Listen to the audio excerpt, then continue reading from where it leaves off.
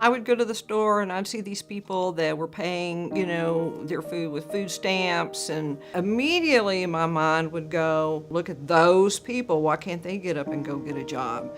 And always felt fairly superior and looked down on them until I became one of those people in an instant.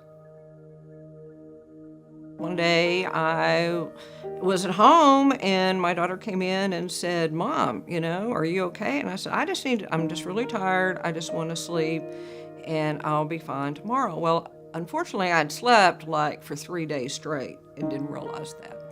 So eventually we said, okay, probably ought to go to the hospital and go to the doctor. And I walked into the emergency room and I didn't know who I was, where I was, I couldn't talk. It was like I'd had major strokes and my entire lower half of the body just didn't work at all. And I died a couple of times and kidneys shut down. I mean, it was pretty close there for a while, and almost didn't make it, but good Lord gave me several more chances, so that's really good. So I had been out my 6 weeks and got an okay to go back to work, and I lasted about a week. They really didn't think I was able to continue on with my job. That was a very heavy responsibility. So from there, basically I was untouchable. There wasn't anybody that was going to hire me. And I went from making good money, I was supporting myself and my daughter and my 2 grandsons, to having absolutely no income at all. There was nothing. We had gone through everything we had. And we couldn't keep up with the house payment, and we couldn't keep up with the electricity, and we couldn't keep up with any food. And about April of the next year, I got the phone call that I had been dreading, and that was that I was losing the house. There was no place to go. There wasn't anything to eat. We had no options at that point. And so a friend of mine Kim came over one day and said, there's got to be something in this town that can help you. And we started out looking for the help and what we could get. And we ended up at the food stamp office. Obviously, we qualified for the emergency funds, but they weren't available until the next day.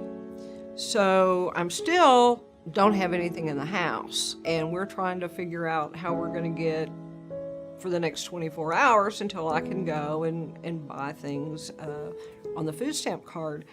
So the lady at the food stamp place said, here, let me give you a voucher, and you can go to the South Plains Food Bank and get your boxes and get your stuff that you need, and then you can continue with that as well as with your food stamps, but we can get you those boxes right now.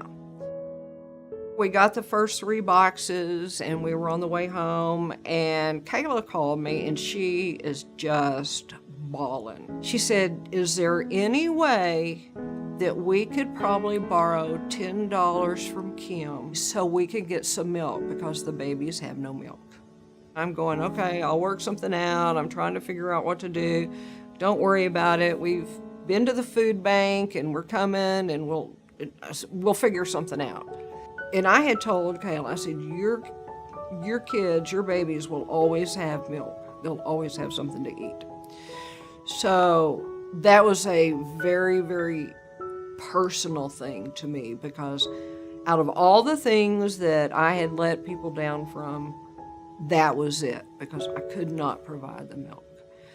So we got over there and we got the boxes in the house, and we unloaded the first box and we opened it, and at the top of the box were 3 bottles of milk, which I didn't know until later because they were at their old facility, they never had milk because they had no place to put it and to keep it. And that was one of the few times that they ever had milk to give out.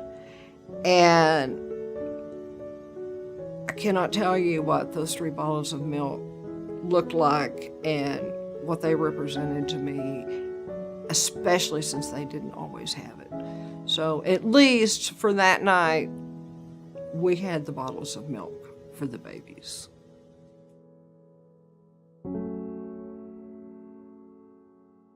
When I got that voucher from the food stamp office, I didn't get just a voucher for boxes of food or for 3 bottles of milk. I got a voucher for a family, for a whole organization of people that their lives are committed to helping you. And that's from a 2-year-old to a grandma.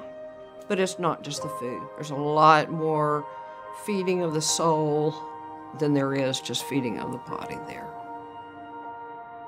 Well, all I know is that it was a lifesaver for my sister and her family. The South Plains Food Bank brought life back to them. And without them, I don't know what would have happened until the time that my brother and I became aware of what was happening. And Carol is right. When you walk into that facility, it is like going home, and it is like a family, and you feel the warmth and the love. And through my experiences and Carol's experiences, I have become a permanent donor, and it is money well spent. I don't even miss it out of my checkbook because I know where it's going and what it can do.